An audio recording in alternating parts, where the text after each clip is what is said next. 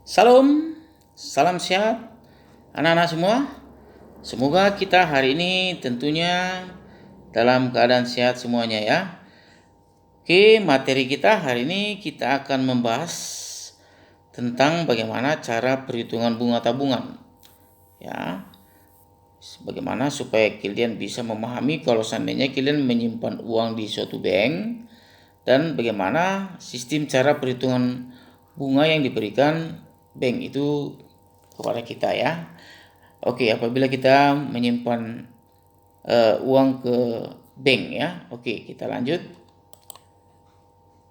Nah, di sini perhitungan bunga yang akan kita bahas itu yang pada bunga bank itu, bunga tabungan bank itu yang dalam bentuk bunga tunggal ya. Nah, yang kita bahas di sini adalah bunga tunggal karena di bank ini bentuk bunga juga ada nanti yang namanya bentuk bunga majemuk. Nah, tapi yang kita bahas hari ini adalah bunga yang dalam bentuk bunga tunggal ya, bukan yang bentuk bunga majemuk ya. Oke, pengertian bunga tunggal itu bagaimana? Nah, ini kita lihat keterangannya. Oke, jika kita menyimpan uang di bank, maka uang kita akan bertambah. Ya, tentunya pasti kita akan bertambah apabila kita menyimpan uang di bank. Nah, uang kita akan bertambah karena kita mendapatkan bunga. Jadi, modal uang kita ditambah bunga kan makin bertambah. Ya, oke ya. Jenis bunga tabungan yang akan kita pelajari adalah bunga tunggal. Nah, yang kita bahas ini adalah bunga tunggal. Oke, bunga tunggal itu artinya apa ini dia? Artinya yang mendapat bunga hanya modalnya saja, sedangkan bunganya tidak berbunga lagi. Nah, jadi kalau bunga tunggal ini yang bunganya yang bertambah itu hanya modalnya saja. Ya, jadi kalau dia bunganya tidak bertambah lagi. Nah, kalau yang bunganya bertambah lagi itu nanti dia bunga majemuk. Modalnya bertambah, bunganya bertambah, itu nanti namanya bunga majemuk, bukan bunga tunggal. Kalau bunga tunggal berarti hanya modalnya saja yang bertambah bunganya. Tapi kalau bunganya tidak bertambah. Oke ya, itu dia perbedaan bunga tunggal dengan bunga majemuk. Kalau bunga majemuk modalnya bertambah, baru bunganya juga bertambah. Itu dia kalau dia bentuk bunga tabungan yang bentuk bunganya bunga majemuk. Oke, jadi kita lanjut yang tentang bunga tunggal ya. Kita bahas yang bunga tunggal. Oke. Nah, adapun rumus-rumus untuk perhitungan bunga dalam bunga tabungan bank ini dia ya. Nah, yang pertama ini kamu lihat, perhatikan bentuk cara rumus-rumusnya. Jadi kamu pun nanti bisa sendiri menghitung perhitungan bunga apabila kamu menabung di sebuah bank. Jadi ini teknik-teknik cara rumus yang digunakan dalam perhitungan bunga di bank ya. Oke, yang pertama ini adalah bunga apabila kamu menyimpan uang itu selama setahun. Nah, jadi rumusnya nanti kalau kamu menyimpan uang itu dalam setahun, bunganya bagaimana? Nah, bunga dalam satu tahun itu nanti rumusnya adalah persentase bunga dikali modal.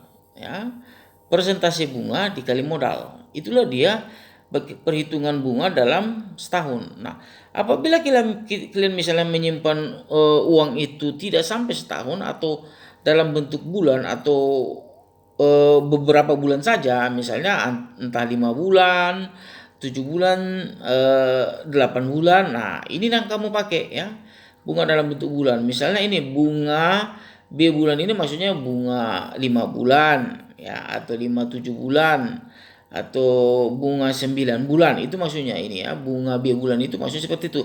Nah, jadi kamu rumusnya nanti B/12 berarti tadi misalnya ini tadi 5 bulan berarti 5/12. Nah, gitu dia ya.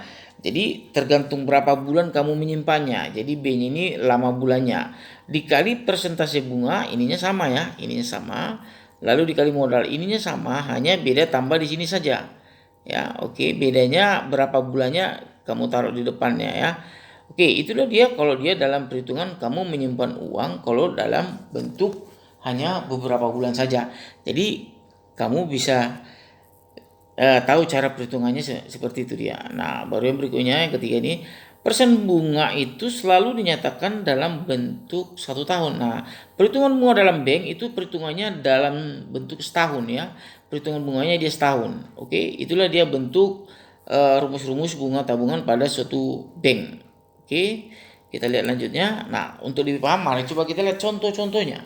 Ya, oke, misalkan ini contoh yang pertama. Reni memiliki tabungan di bank A. Nah, jadi dia menyimpan uangnya di bank A ya, misalnya di bank A. Dia menyimpannya sebesar Rp60.000. Nah, dengan mendapat untung bunga 20% per tahun. Nah, dia harus per tahun ya. Itu tadi syaratnya tadi. Bunga bank itu dia, nah ini ya, persennya itu selalu dinyatakan dalam setahun. Oke ya. Nah, jadi dia ini 20%.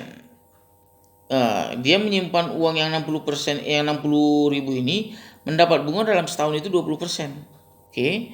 Itulah bunga yang diperoleh oleh Reni apabila ia menyimpannya selama setahun. Oke, bagaimana kalau dia menyimpannya hanya 9 bulan? Nah, tadi rumus setahun tadi ini dia. Nah, kalau setahun nanti kita pakai ini. Ini ya. Berarti persentase bunga dikali modal. Jadi kita tinggal persentase bunganya baru dikali modal. Nah, ini dia. Oke, kita lihat jawabannya. Nah, ini dia. Modal Rp60.000. Baru persentase bunganya itu 20%. Mendapat bunganya 20% per tahun ya, yang ini tadi.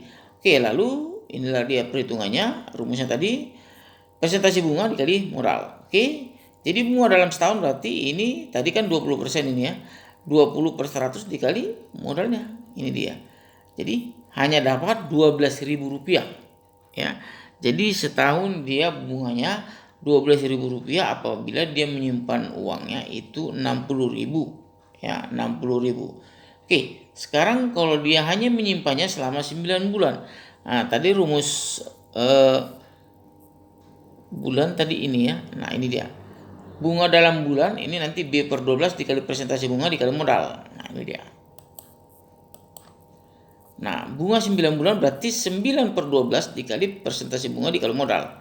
Nah, berarti ini diperkecil, berarti jadi nanti dia 3/4 ya, sama-sama dibagi 3 ini ya. Dikali 20/100 ini bunganya tadi, dikali modalnya 60.000. Nah, hasil perhitungan ini nanti hasilnya Rp9.000. Jadi kalau kamu hanya menyimpan 9 bulan berarti bunganya hanya 9.000. Kalau kamu menyimpannya selama setahun berarti bunganya Rp12.000. Oke ya. Bisa dipahami ya untuk contoh yang pertama ya, saya rasa tidak begitu sulit ya. Oke. Kita lanjut ke contoh berikutnya. Oke. Ini contoh 2. Indri memiliki tabungan di bank B itu sebesar Rp150.000. Nah, dia menyimpan uangnya di bank B itu Rp150.000 dengan mendapat bunga 18% per tahun. Nah, ingat ya, harus per tahun bunga bank ini ya. Oke. Nah, sekarang coba kita lihat. Bentar ya. Nah, hitunglah jumlah uang Indri setelah 8 bulan. Nah, hitunglah jumlah uang Indri setelah 8 bulan. Berarti ini kalau dihitung jumlah, berarti modal ditambah bunganya ya. Kalau udah dibilang jumlah berarti modal ditambah bunga. Tapi kalau hanya dibilang tadi bunganya saja, ya kamu hitung bunganya saja. Nah, tadi soal yang contoh 1 hanya bunganya saja yang dihitung ya. Nah, ini dibilang jumlah uang berarti modal tambah bunga. Oke.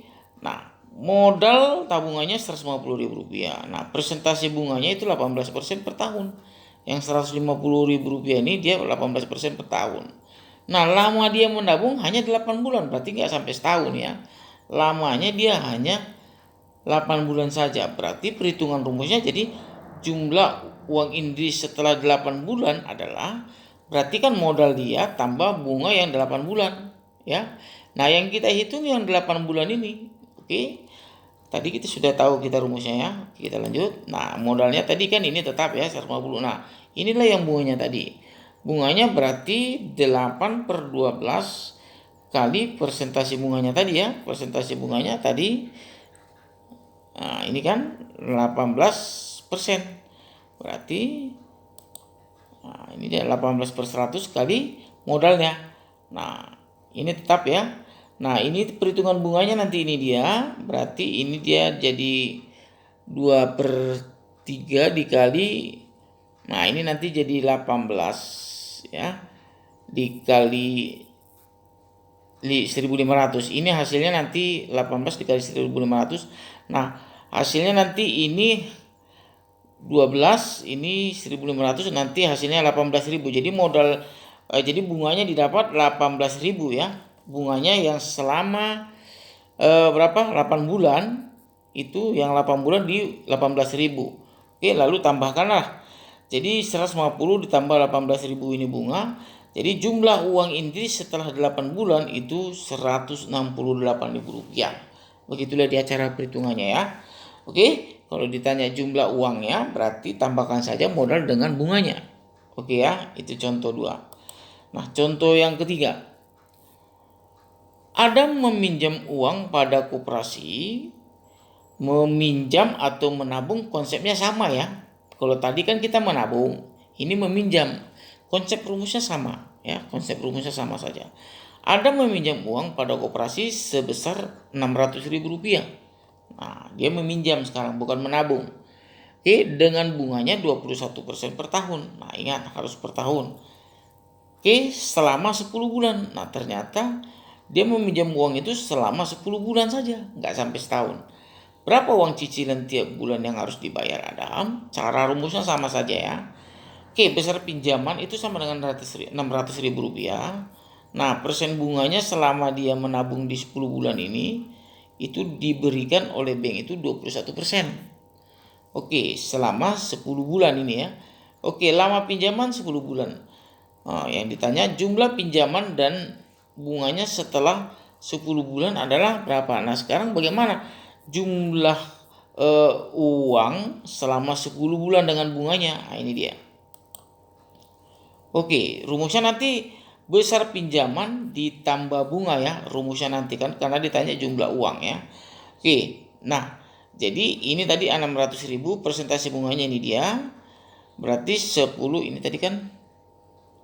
Nah, ini dia ya, 10 bulan ya, berarti 10 per 12 dikali persentase bunga dikali modal. Berarti persentasenya nanti 21 per 100 ya. Oke. Nah, kita lanjut. Nah, ini dia. Berarti 10 per 12, 21 per 100 kali 600.000. Nah, modalnya tetap, berarti bunganya nanti yang selama 10 bulan itu 105.000. Perhitungan ini nanti hasilnya 105.000 rupiah, perhitungan bunga yang ini ya. Lalu tambahkanlah kemari dengan modalnya. Nah, jumlah uang tabungan dia, jumlah pinjaman uang dia selama 10 bulan itu 705.000 rupiah. 705.000 rupiah selama 10 bulan.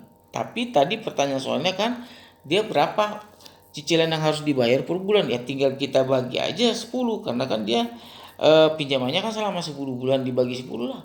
Jadi cicilan yang harus dibayar tiap bulan berarti 705.000 rupiah ini dibagi 10. Berarti hanya 70.500 rupiah yang dia bayar selama satu bulan. Satu bulannya dia bayar hanya 70.500.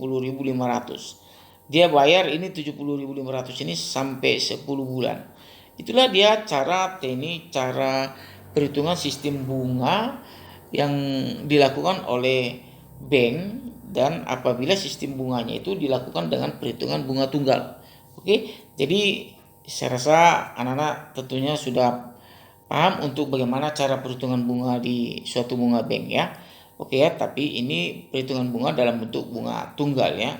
Oke, demikianlah penjelasan daripada materi kita hari ini untuk mengenai bagaimana sistem perhitungan bunga di bank. Oke, terima kasih atas perhatiannya.